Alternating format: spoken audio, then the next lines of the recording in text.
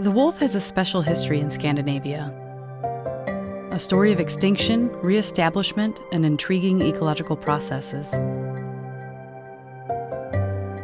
In this animated series, we embark on a journey to explore the results of wolf research and monitoring in the Scandinavian Peninsula.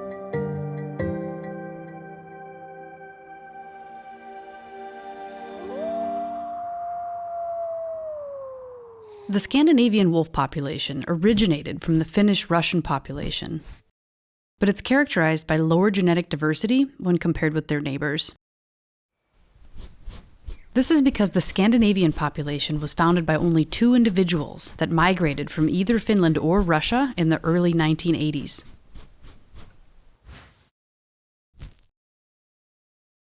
These individuals founded a new Scandinavian population which has lower genetic diversity compared to the Finnish-Russian population.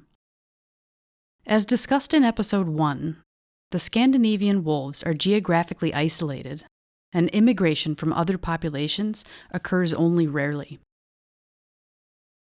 As a result, most wolves in Scandinavia are severely inbred. To better understand inbreeding, imagine a color gradient ranging from blue to red, where blue represents no inbreeding and red indicates higher levels of inbreeding. When 2 unrelated individuals reproduce, their offspring have no inbreeding. However, if a brother and sister from the same parents reproduce, their offspring will have a higher inbreeding level.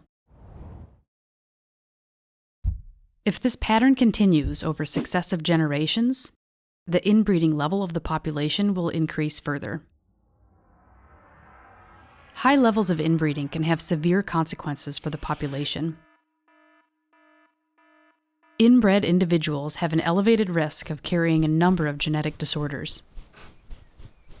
This could ultimately result in a reduction of fitness, which is the ability to survive and reproduce. The first reported inbreeding effect observed in the Scandinavian population was a reduction in litter size. In non-inbred wolves, an average of 6 pups per litter survived to their first winter. However, pairs with an inbreeding level equivalent to that of full siblings only have an average of 4 pups. Other effects of inbreeding include a lower probability of pair formation and reproduction, a higher age of first reproduction for females, skeletal malformations, and a greater tendency to scavenge rather than consume prey they killed themselves. Inbreeding can also have negative consequences on population growth, and in the worst-case scenario, contribute to the extinction of the population itself.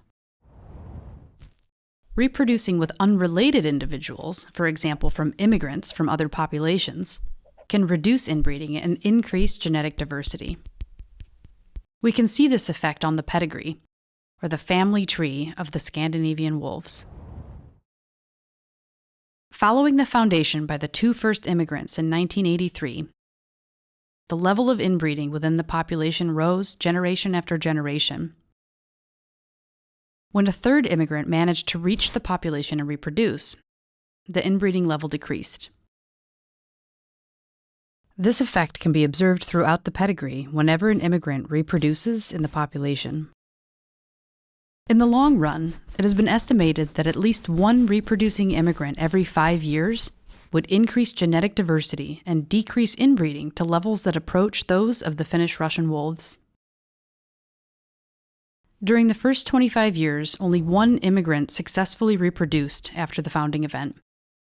Since then, the frequency of reproducing immigrants has increased, with at least 1 immigrant reproducing every 5 years.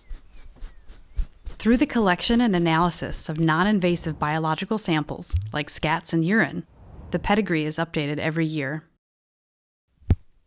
Together with long-term monitoring, it provides an invaluable resource for investigating wolf biology, including social organization, behavior, and predation patterns.